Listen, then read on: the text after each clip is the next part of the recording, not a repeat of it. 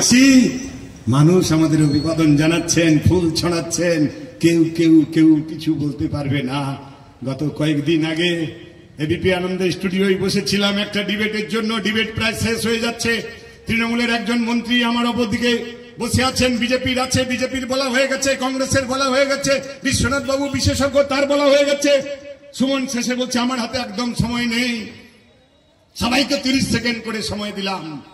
শেষ পর্যায়ের আলোচনা। তৃণমূল নেত্রী, বুঝতে পারছেন কার কথা বলছি, ওই যে সব কি স্বাস্থ্য মন্ত্রী হয়েছেন উনি, ওই যে কি ভট্টাচার্য যেন, উনি বলছেন এই যে তাপসবাবুরা, উনারা 34 বছর কিছু করেননি, আমাদের যা উন্নয়ন করেছেন মমতা ব্যানার্জি উন্নয়ন দেখে নেবেন। উনি তো বলে গেলেন আমাদেরকে যে আমরা নাকি কিছু করিনি। আমি আর 30 সেকেন্ডের মধ্যে কি বলবো? আমি সুমনকে বললাম, দেখো আমার 30 সেকেন্ড লাগবে না, আমি আশা করি তার মধ্যে আমার কথা শেষ করে ফেলতে পারবো। দিদি ঠিকই বলেছেন, 34 বছর কিছু করি আর না করি, চুরির দায়ে আমার একজন নেতা মন্ত্রীকে জেলে তো যেতে হয়নি, এটুকু মনে রাখবেন।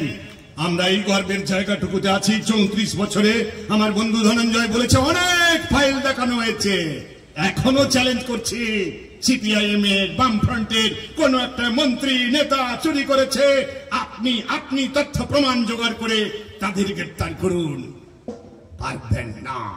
তাই সতর্ক থাকতে হবে আমাদের এই চোরগুলোকে তাড়ানোর জন্য।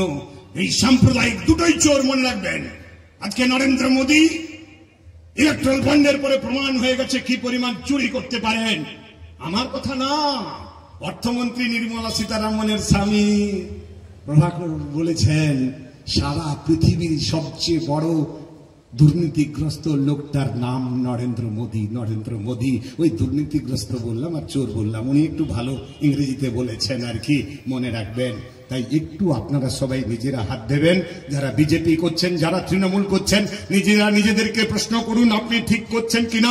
তবে এইটুকু বলতে পারি, ক্ষমতা থেকে চলে গেলে আর পদ্ম ফুল দেখতে পাওয়া যাবে না, আর তৃণমূল সরকার থেকে চলে গেলে কেউ পাবেন না। আমরা ক্ষমতায় নেই। আমি গ্রামের ভেতর দিয়ে এলাম, আস্তে আস্তে দেখলাম চারিদিকে লাল ঝান্ডাকে শেষ করতে পারবেন না। ওই বিরোধী দলনেতা শুভেন্দু অধিকারী একবার বলেছিলেন লাল মুছে দেবো, কি করে মুছবেন? আপনি তো ঘরে গেলেই বিয়ে থা করেননি, ঠিক আছে, এখনো আপনার মা বেঁচে আছে। আপনি যখন রাতে শান্তিকুঞ্জে কাঁথির বাড়িতে পৌঁছচ্ছেন, আপনার মা দরজা খুলে দিচ্ছে, দরজা খুললেই দেখবেন আপনার মা সেকালের মানুষ তো কপাল ভর্তি করে সিঁদুর পরছেন, লাল রঙের সিঁদুর।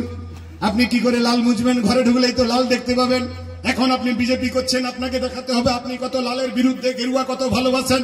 আপনি মায়ের কপালের সিঁদুরটা মুছতে যাবেন, প্রথমে রুমাল দিয়ে চেষ্টা করবেন, উঠছে না, তারপরে আপনি একটা ইটের টুকরো নিয়ে মায়ের কপাল ঘষতে শুরু করবেন। যত ঘষবেন তত লাল বেরোবে, যত ঘষবেন তত লাল বেরোবে। লাল মুছতে পারবেন না। লাল ছিল, লাল আছে। খুন খারাপি অনেক করেছেন আমাদের কর্মীদের। এই কতুলপুর, জয়পুর থেকে মেদিনীপুর, বাঁকুড়া, হুগলিতে অনেক আমার কর্মী বন্ধুরা হারিয়েছেন। আমি এখানে বক্তৃতা করছি, পাশের থেকে কেউ দাঁড়িয়ে একটা রিভলভার দিয়ে আমার বুকটা ঝাঁঝরা করে দিতে পারেন। ঝাঁঝরা করে কি করবেন? সাদা পাঞ্জাবিটা পরে এসেছি, পাঞ্জাবিটা লাল হয়ে যাবে, আমার শরীরটা মাটিতে লুটিয়ে পড়বে, আর কিছু পারবেন? তাপস সিনহা নামের সিপিআইএম এর একটা কর্মীকে খুন করবেন। কিন্তু এই মিটিং এর শুরুতে আমার বন্ধুরা যে স্লোগানটা মিটিং শুরুর সময় দিয়েছিল, ইনকলাব জিন্দাবাদ, ইনকলাব জিন্দাবাদ, এই স্লোগানটাকে গুলি করার মতো কোন বন্দুক মমতা বন্দ্যোপাধ্যায়, শুভেন্দু অধিকারী, অমিত শাহ তোমাদের আছে? তোমরা আমার ঝান্ডাটাকে গুলি করতে পারবে না, শেষ করতে পারবে না। আমার স্লোগানটাকে গুলি করার মতো বন্দুক তোমাদের কাছে নেই। এই তুমি যতই চোখ রাঙাও না কেন, লড়াইটা চলবে 104 বছর ধরে। সরকারে থাকার জন্য লাল ঝান্ডাটার জন্ম হয়নি। দেশ জুড়ে শ্রমজীবী মানুষের, গোটা দেশটাকে, সমাজটাকে বদলানোর জন্য এই লাল ঝান্ডাটার জন্ম হয়েছে। আর সেই লড়াইটা আমরা করছি। এই লড়াইয়ে আপনাদেরকে পাশে থাকতে হবে। আগামী লড়াইটা জিততে হবে, লাল ঝান্ডাকে জেতাতে হবে। একা শীতল কৈবত্যের লড়াই না, লড়াইটা আমার, আপনার, আপামর জনগণ যারা সামনে বসে আছেন, দাঁড়িয়ে আছেন, দূরে দাঁড়িয়ে শুনছেন, সবাই মনে করবেন দেশ দেশ দেশ রাজ্য। রবীন্দ্রনাথ গান লিখেছিলেন, ও আমার সোনার বাংলা, আমি তোমায় ভালোবাসি। সেই বাংলা আজকে মায়েরা চোখের জল ফেলছে, যুবরা দিশেহারা হয়ে, পরিযায়ী শ্রমিক হয়ে চলে যাচ্ছে, কৃষকরা আত্মহত্যা করছে। এই ধ্বংসের হাত থেকে বাঁচাতে হবে। তাই শেষ দুটো কথা না, দুটো বলেই তাপসবাবু অনেকক্ষণ টেনে দিলেন। কত আর দুটো হবে না? দুটোও নয়, একটা সতর্ক কথা। আমি গোটা ভারতবর্ষের মুঘল গার্ডেন থেকে ব্যাঙ্গালোরের গার্ডেন যেই বাগানে যাই না কেন, ফুল তো সবাই ভালোবাসি। সেই ফুলের বাগানে গেলে দেখি বেড়ার গায়ে একটা ছোট্ট স্টিকার লাগানো আছে। সেই স্টিকারটায় কি লেখা থাকে? হ্যাঁ ঠিক, হ্যাঁ ফুলে হাত দিবেন না। আমি বলেছি আপনারা সব জানেন, তবু আমার বলতে ভালো লাগে আপনাদের জানা কথাগুলো। সমস্ত বাগানের বাইরে একটা ছোট্ট স্টিকার লাগানো থাকে, স্টিকারটায় লেখা থাকে ফুলে হাত দেবেন না। আগামী 25 তারিখ যখন বুথের মধ্যে প্রবেশ করবেন, কথাটা মাথায় রাখবেন। ওই ভোট যন্ত্রে দুটো ফুলের ছবি, বিষাক্ত ছবি দুটো থাকবে, ওখানে হাত ছোঁয়াবেন না। কাস্তে হাতুড়ি তার উপরে বোতামটা টিপবেন। জয় আমাদের হবে, এই প্রত্যাশা রেখে আপনাদের সবাইকে আবার। তখন বিজেপি এতদিন জ্যোতি বোস ছিল, বুদ্ধদেব ভট্টাচার্য ছিল, বিজেপি মাথা উঁচু করে দাঁড়াতে পারেনি। আজকে বিজেপি কিসের জন্য বিজেপির বার বাড়ান্ত হলো? মমতা বন্দ্যোপাধ্যায় আদর করে পাপড়ি বিছিয়ে দিয়েছেন। আর কেন তৃণমূলের চোরেরা এখনো জেলে যায়নি? কেন সবার শাস্তি হয়নি? কেন সারদার নিষ্পত্তি হলো না? কেন নারদার চোরেরা এখনো মন্ত্রী হয়ে, এমপি হয়ে, বিরোধী দল নেতা হয়ে ঘুরে বেড়াচ্ছে? কারণ আপনাদের বোঝাপড়াটা পরিষ্কার হয়ে গেছে, গ্রামের মানুষ বুঝে গেছে এই রাজ্যে তৃণমূল বিজেপি ওই একই গোডাউনে থাকা দুটো শোরুম থেকে বিক্রি হওয়া, কি বলবো, ওই জিনিসপত্র, গুডস আর কি। মোটা বাংলাটা বলতে গেলে ওটা বড্ড খারাপ হয়ে যাবে। একটা গোডাউনেও আছে, আর এসে গোডাউন থেকে বেরিয়ে এসে বিক্রি করা হচ্ছে, আইওয়াশ করা হচ্ছে। আমাদেরকে শপথ নিতে হবে, আমাদের বাংলার ঐতিহ্য। গোটা বাংলা আজকে ধ্বংসের পথে, তিনটে প্রজন্মকে শেষ করে দিয়েছে। কি করবে আপনি বলতে পারবেন? আপনাকে কেউ জিজ্ঞেস করছে আপনার ছেলেকে, আমার ছেলেকে কি পড়ালে ওর ভবিষ্যৎটা গ্যারেন্টি হবে?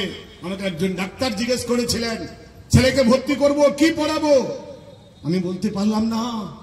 কি পড়াবেন? সায়েন্স পড়াবেন, আর্টস পড়াবেন, কি পড়াবেন বলতে পারবেন না। এমন অনিশ্চিত করে দিয়েছে ভবিষ্যৎ। ডাক্তার হোক, ইঞ্জিনিয়ার হোক, মাস্টার ডিগ্রি করুক, যাই করুক না কেন, ভবিষ্যৎ নিশ্চিত নেই। অনিশ্চয়তার দিকে তিনটে প্রজন্মকে শেষ করে দিয়েছে।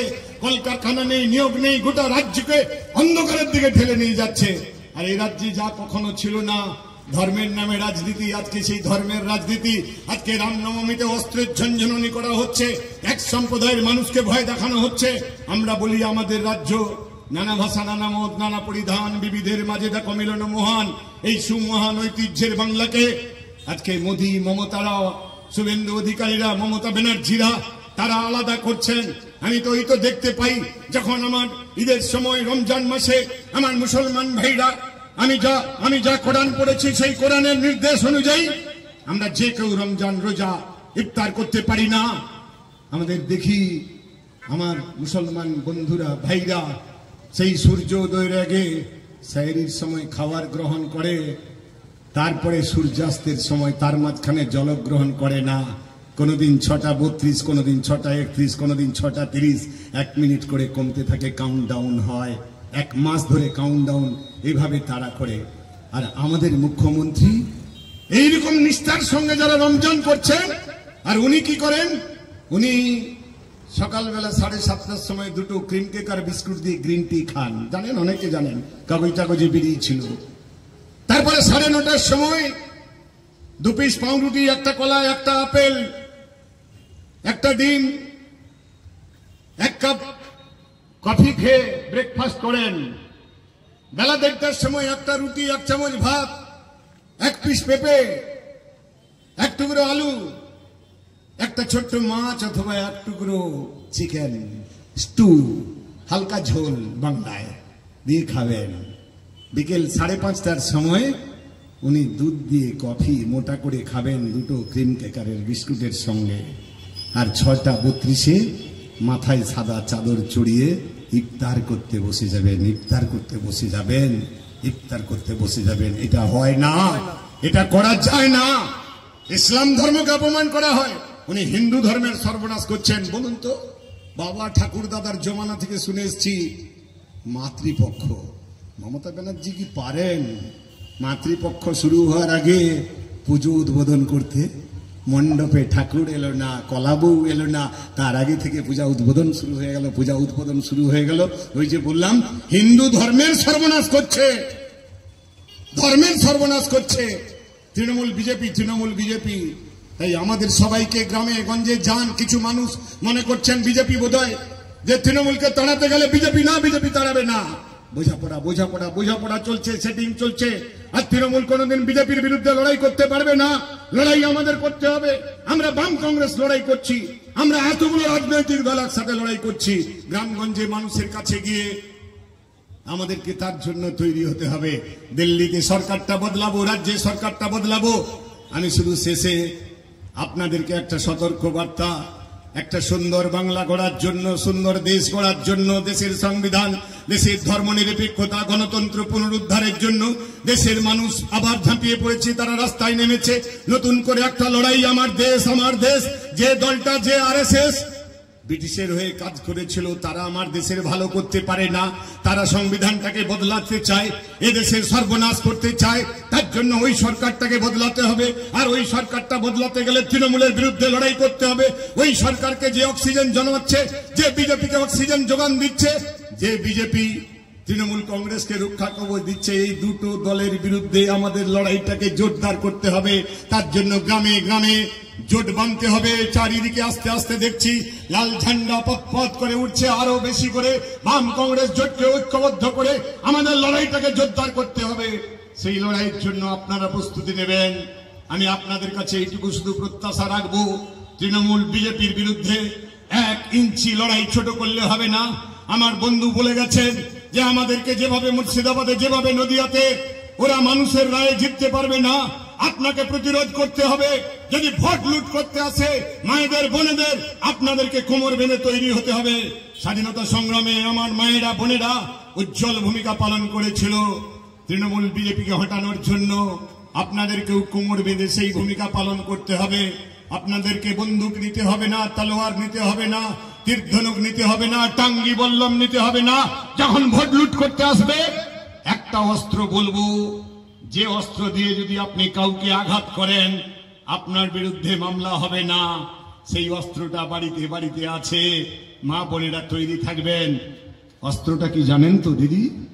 হ্যাঁ, জোরে বলুন, আমি শুনতে পাচ্ছি না, আমার তো মাইক আছে। হ্যাঁ, ঝাঁটা। হ্যাঁ, যদি কেউ ভোট লুট করতে আসে দল বেঁধে বেরিয়ে পড়বেন। পশ্চিম মেদিনীপুরের সবং বলে একটা, আবার যদি কেউ বলেন এক ধাক্কা মার দো, সারে মন্দির তোড় দো, আমি সেটারও বিরোধিতা করি। আমাদের স্লোগান কি? আমরা বামপন্থীরা কি স্লোগান দিই? যখন কেউ বলে এক ধাক্কা মার দো, সারে মসজিদ তোড় দো, একটা ধাক্কা মেরে মসজিদ গুলো ভেঙে দাও। আবার কেউ যদি বলে এক ধাক্কা মেরে সব মন্দিরগুলো ভেঙে দাও, আমরা সেটারও বিরুদ্ধে। আমাদের স্লোগান হচ্ছে মসজিদ तोड़ के मंदिर नहीं, मंदिर तोड़ के मस्जिद नहीं, गिरजा तोड़ के गुरुद्वारा नहीं, गुरुद्वारा तोड़ के गिरजा नहीं। हम हमारा हिंदुस्तान में मंदिर मस्जिद गिरजा गुरुद्वारा एक साथ देखने चाहते हैं। ये हमारा हिंदुस्तान का परंपरा है, ये हमारा हिंदुस्तान का परंपरा। हमारे देशे मंदिर मस्जिद गिरजा गुरुद्वारा एक साथे माथा उंचू करे दाঁড়িয়ে থাকবে, এটাই আমার দেশের ঐতিহ্য। মন্দির মসজিদ গির্জা গুরুদ্বারা তৈরি করাটা প্রধানমন্ত্রী মুখ্যমন্ত্রীর কাজ না।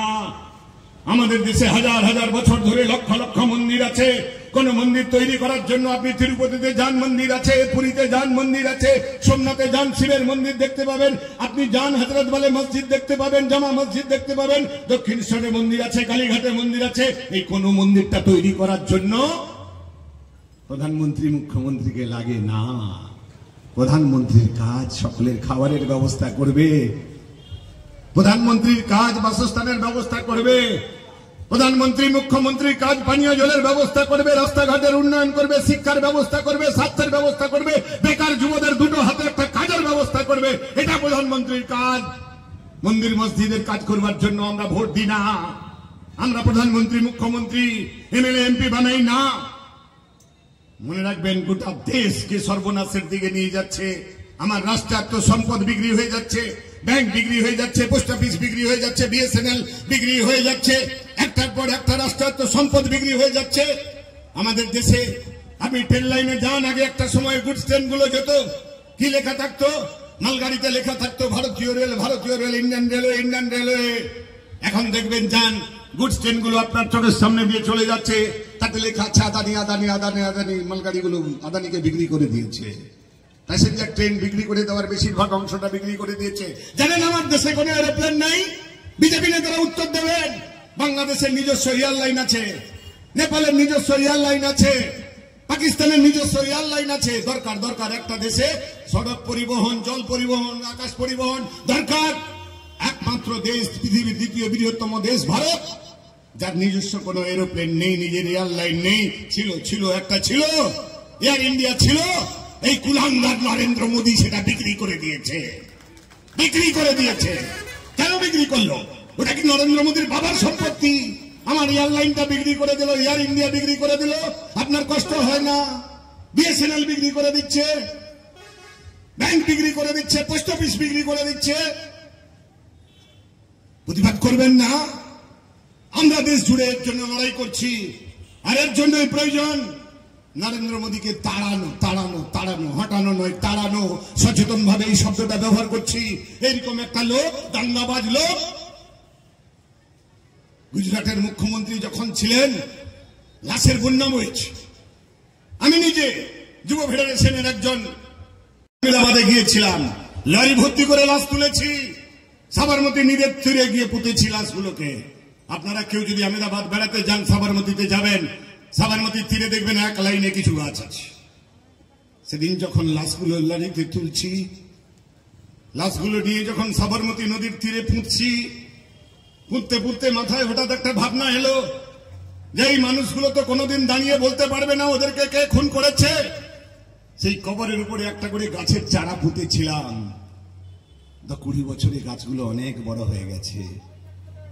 সেই মানুষগুলো উঠে বলতে পারবে না আমাকে কে খুন করেছে। আপনি শুধু ওই গাছগুলোর দিকে তাকাবেন।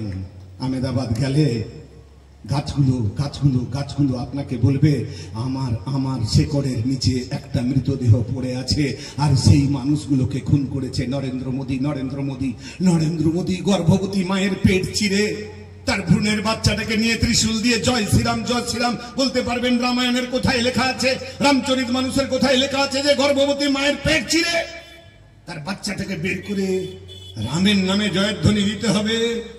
এরকম একটা খুনি মানুষ দেশের প্রধানমন্ত্রীর চেয়ারে। তাপসদা জিজ্ঞেস করছিলেন আগামীকাল কোথায় যাবে? বালিতে যেতে হবে, হাওড়ায় যেতে হবে, যত দূরেই যেতে হোক না কেন শুধু ছুটে বেড়াচ্ছি। এইরকম একটা শয়তানকে দেশের চেয়ার থেকে সরাতে হবে। যে লোকটা খুনি, যে লোকটা গর্ভবতী মাকে খুন করে, গর্ভবতী মায়ের ভ্রূণ। হিটলার মায়েদের স্তন কেটে নিয়েছিল, বাচ্চাদের মাথা কেটে নিয়েছিল, কিন্তু হিটলার পড়তে গিয়ে কোথাও দেখিনি গর্ভবতী মায়ের পেট চিরে তাদেরকে খুন করেছে। যেটা নরেন্দ্র মোদীর নেতৃত্বে গুজরাটে করা হয়েছে। পাউরুটি কারখানার মধ্যে 13 জন মুসলমানকে জীবন্ত অবস্থায় পুড়িয়ে মারা হয়েছে। তার বিরুদ্ধে লড়াই করবেন না? আর আমরা যখন লড়াই করছি তখন এইরকম একটা ভয়ঙ্কর শক্তিকে, সাম্প্রদায়িক শক্তিকে, যারা দেশটাকে ভাগ করতে চায়, যারা দেশের সংবিধানকে ধ্বংস করে দিতে চায়, সেই লোকটাকে পাপড়ি পেতে এই রাজ্যে আমন্ত্রণ জানাচ্ছেন মাননীয়া মমতা বন্দ্যোপাধ্যায়। কেন? কারণ উনি আরএসএসের নির্দেশে জন্ম হয়েছে। আরএসএস, উনার পালিত পিতার নাম ভারতীয় জনতা পার্টি। যেদিন তৃণমূল জন্ম হলো ওর পাশে কেউ ছিল না। ওই খোলা মাঠে ঘাসের উপরে কন্যা সন্তান ওয়া করে কাঁদছে। না সোমেন বাবু, না সুব্রত বাবু, না গনি বাবু, কেউ আসেনি কোলে তুলে নিতে। না সিদ্ধার্থ বাবু, দিল্লি থেকে অটল বিহারী বাজপেয়ী এসে কোলে তুলে নিয়ে বলছে এ কন্যা আমার কোলে বড় হবে। বাজপেয়ীর কোলে দুলতে দিল্লি গেলেন এলেন। দপ্তরহীন মন্ত্রী হলেন, কয়লা মন্ত্রী হলেন। মন্ত্রী হওয়ার পরে বিজেপির সঙ্গে দীর্ঘদিন ঘর করলেন। এখন বলছে আমি বিজেপির বিরুদ্ধে লড়াই করবো না। তুমি পারবে না, বিজেপির বিরুদ্ধে তুমি লড়াই করবে না। তুমি বিজেপি জন্মানোর পর থেকে তোমার পাশে আরএসএস দাঁড়িয়েছে। তারা যখন নৌকো করে যাচ্ছে, যেতে না নৌকোয় অনেকগুলো ছাগল তুলে নেয়। বুঝতে পারলেন? ছাগল তুলে নেয়। কেন তুলে নেয় প্রথম বুঝতে পারতাম না। তো আমার সঙ্গে বন্ধুদের জিজ্ঞেস করতাম কি ব্যাপার, এরা তো মাছ ধরতে যাচ্ছে। মধু পাড়তে যাচ্ছে, তো এত ছাগল তুলেছে কেন? বলছে তাপসদা আপনি বুঝতে পারছেন না, ওই আমাদের চারদিকে বাঘ বেরোয়, তো ওই বাঘ বেরোলে একটা করে ছাগল ছুঁড়ে দিবে, বাঘ ছাগলটা নিয়ে থাকবে, আর এরা শুরু করে গিয়ে মাছ ধরতে শুরু করে দেবে। এই যে পার্থ চ্যাটার্জি, অনুব্রত মন্ডল, বালু, জ্যোতিপ্রিয় মল্লিক, এরা ছাগলের মতো ওদেরকে ছুড়ে দিয়েছে সিবিআই ইডির কাছে। এই যে পিসি ভাইপো পর্যন্ত বাঘ যাচ্ছে না। বাঘ পিসি ভাইপোকে যাতে খেতে না পারে, টানতে না পারে, তার জন্য এরকম কিছু পাঁঠা বা ছাগল আছে তৃণমূলে যারা যাবে এখন এবারে ওয়েটিং লিস্টে। আপনারা কি দেখছেন? ওই যে পার্থ গেছে, পার্থর পরে অনুব্রত গেছে, অনুব্রতর পরে জ্যোতিপ্রিয় গেছে, জ্যোতিপ্রিয়র পরে মানিক গেছে, মানিকের পরে ওয়েটিং লিস্টে এখন বিরাট আছে, বাবিদা আছে। বাবিদা এবারে যাবে একটার পর একটা, যাবে না, মাথা যাচ্ছে না। দিল্লির মুখ্যমন্ত্রী গ্রেপ্তার হয়ে গেল, ঝাড়খণ্ডের মুখ্যমন্ত্রী গ্রেপ্তার হয়ে গেল, সুপ্রিম কোর্ট ভর্ৎসনা করেছে পবির পুরকায়স্থকে নিয়ে, পবির পুরকায়স্থকে নিয়ে সুপ্রিম কোর্ট বিজেপিকে ভর্ৎসনা করেছে।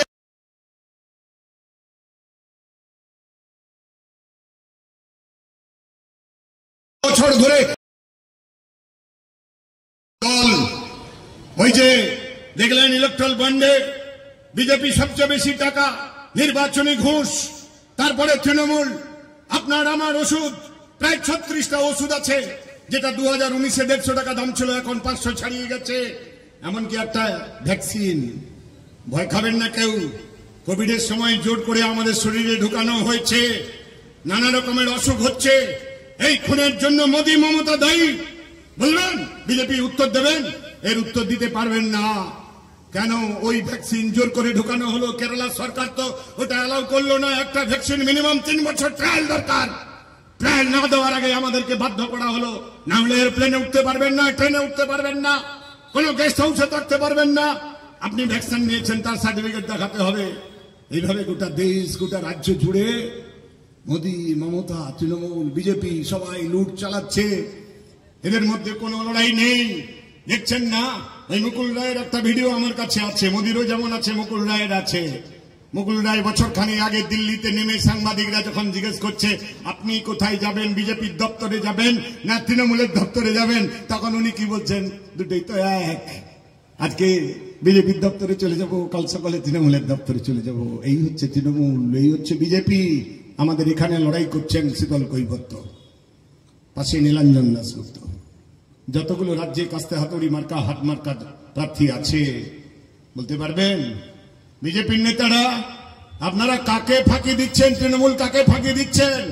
এক পরিবারে দুজন, একজন এমপি হয়েছে, আরেকজন হলে 3 লাখের গ্যারেন্টি। 3 লাখের গ্যারেন্টি মানে আপনি প্রাক্তন এমপি হয়ে গেলেও 1.5 লাখ, তাহলে স্বামী 1.5 লাখ, স্ত্রী 1.5 লাখ, একই ঘরে 1.5 লাখ। যখন এমপি থাকবে না, মৃত্যু 3 লাখ, পরে আরো বাড়বে। বিনা পয়সায় ওষুধ, ট্রেনে প্লেনে চড়ার সুযোগ পাবেন। ভাগাভাগি করে হচ্ছে, ভাগাভাগি। বলতে পারবেন? এই সুজাতা দিদি, আপনি গত নির্বাচনের আগে আপনার প্রতিদেবতার হয়ে প্রচার করতে নেমে বলেছিলেন না, নবান্নের 14 তলা পর্যন্ত, নিচু থেকে উপর পর্যন্ত চোরেরা বসে আছে। চোরদের চাদর গায়ে দিয়ে আপনার কেমন লাগছে? জোড়া ফুলের উত্তর উঠিয়ে গলায় দিয়ে, নিজেই তো চোর, বলতে পারছেন আমিও ওই চোরেদের সঙ্গে আছি। তোরা যে যা বলিস ভাই, চোরেদের সঙ্গে থাকতে আমার আপত্তি নেই। গান গাইছেন তো, লজ্জা করে না? চোরেদের সঙ্গে হয়ে, চোরেদের হয়ে আপনি লড়াই করছেন। আর আপনার বিজেপি সৌমিত্র বাবু, আপনি গ্যারেন্টি দেবেন? আপনি বিজেপিতে কতদিন থাকবেন? সুজাতা খাঁ, আপনি মন্ডল, আপনি গ্যারেন্টি দিয়ে বলতে পারবেন আপনি কতদিন তৃণমূলে থাকবেন? কারণ আমরা জানি আপনার প্রতিদেবতা সুজাতা, সৌমিত্র, আপনাদেরকে যদি এখন কোনো একটা এক্স-রে বা এমআরআই সেন্টারে নিয়ে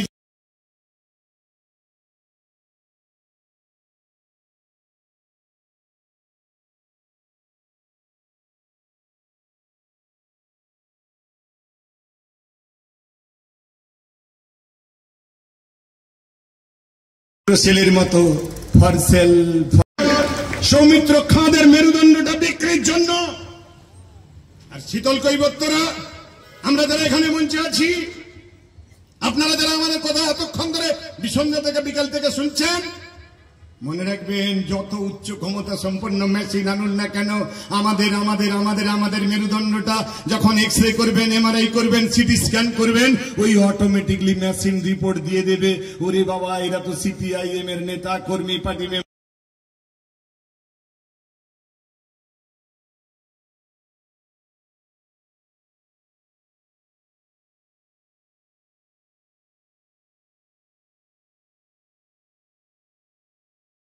লড়াইটা আমরা করছি মানুষকে বোকা বানা। আমাদের দেশ হিন্দু মুসলিম শিখ ইসাই ভারত মা কি চার সিপাহী, হিন্দু মুসলমান শিখ ইসাই ভারত মায়ের চার সন্তান, হাত ধরাধরি করে চলবো। সারা বিশ্বের ক্ষুধা সুযোগে এখন 111 নম্বরে আমাদের নাম ভারতবর্ষের। দেশের বেশিরভাগ মানুষ দুবেলা পেট ভরে খেতে